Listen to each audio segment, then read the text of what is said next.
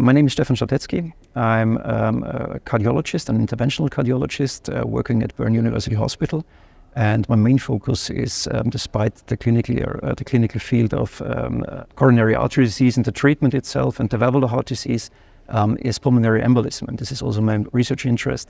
And I'm the director of the Pulmonary Embolism program at Bern University Hospital. I'm happy to be here. So I think when talking about pulmonary embolism, one might see that pulmonary embolism is still common, and it's a potential life-threatening clinical condition. And the guidelines are pretty clear-cut for patients that approach you with unstable clinical conditions, so with unstable hemodynamics. And there it's the recommendation of the guidelines is pretty clear-cut for the treatment. So systemic thrombolytics should be applied to these patients whenever possible. So patients that are not unstable, there it's not that clear. So in patients with intermediate high risk, these are patients that approach you with cardiac ischemia and signs of right heart dilation or overload. And for those patients, a wait-and-see strategy is somehow recommended.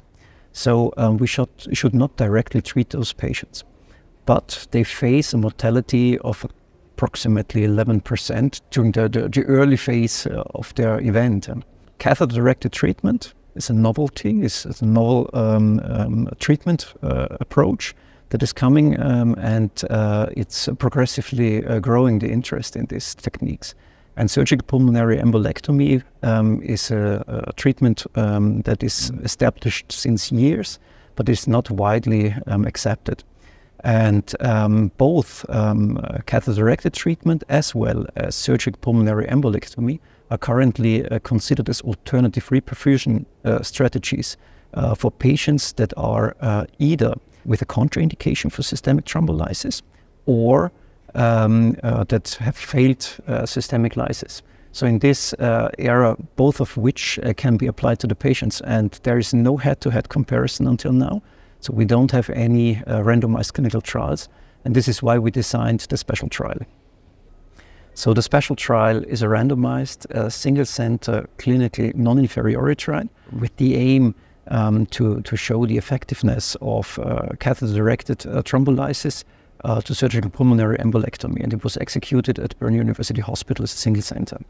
The patient population, the inclusion criteria, they were pretty broad.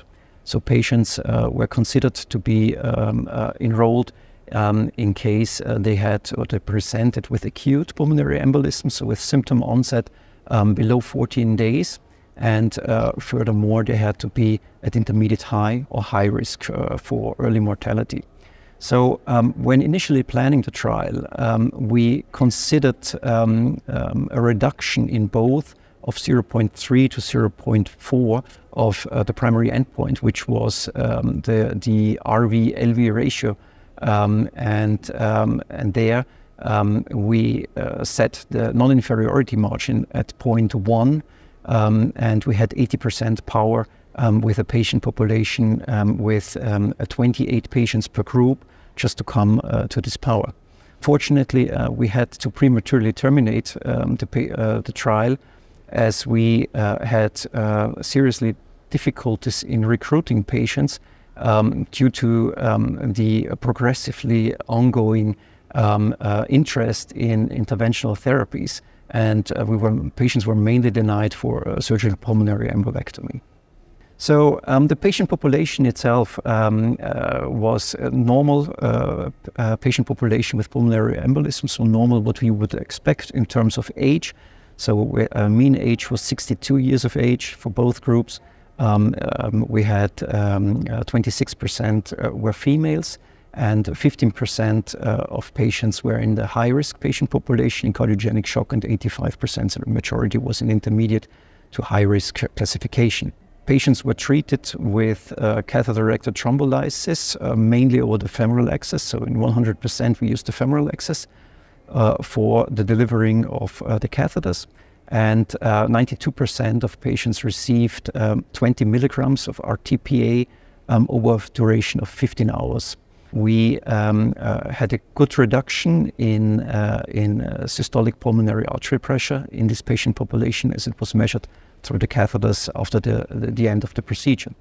For surgical pulmonary embolectomy, they were done using median sternotomy, and under direct vision they were just extracting the pulmonary emboli, and they were performed in 57% of patients using beating heart procedures, and 43% had a cardioplegic arrest. What we found, and this was interesting, we found that both procedures were effective in reducing the RV-LV ratio, meaning we found a mean change in RV-LV ratio of 0.34 in the patient population undergoing catheter-directed treatment, and 0.53 in patients undergoing surgery. When comparing those both, non-inferiority was not met for catheter-directed thrombolysis when compared to surgical pulmonary embolectomy, and we had a mean difference of 0.5152, which did not reach statistical significance. It was the p-value was 0.8. In the post-hoc analysis, we found that surgical pulmonary embolectomy was even superior to catheter-directed thrombolysis, and it reached statistical significance. For secondary outcomes, we assessed the obstruction index, the obstruction score, the Guanadli obstruction score, and there we found the same picture. So both procedures were effectively able just to reduce the obstruction in the pulmonary vasculature, but on the other side, surgical pulmonary embolectomy was even better and had greater reduction in clots as compared to catheter-directed thrombolysis. The same applied also for total and partially occluded segments, which was one of our exploratory endpoints. So it's this special trial is very important just to inform somehow the discussion, particularly with regards to endovascular therapies. Facing our difficulties that we had with recruiting the patients and the discussions we had surrounding this treatment, I think that surgical pulmonary embolectomy will remain in experienced centers as one of the valid treatment options. But I think as long as patients are able just to discuss their treatment, I think we nowadays have endovascular treatment options of embolectomy, which may be as good as the surgical counterparts. And we will see this, I think, in future trials that will approach us pretty soon. The next steps is we continue to enhance the literature with good studies, and we will continue to perform catheter-directed thrombolysis as well as endovascular therapies. And particularly for patients who are at increased risk also for death during their clinical situation or clinical condition, we still consider surgical pulmonary embolectomy because we have a large experience in this area.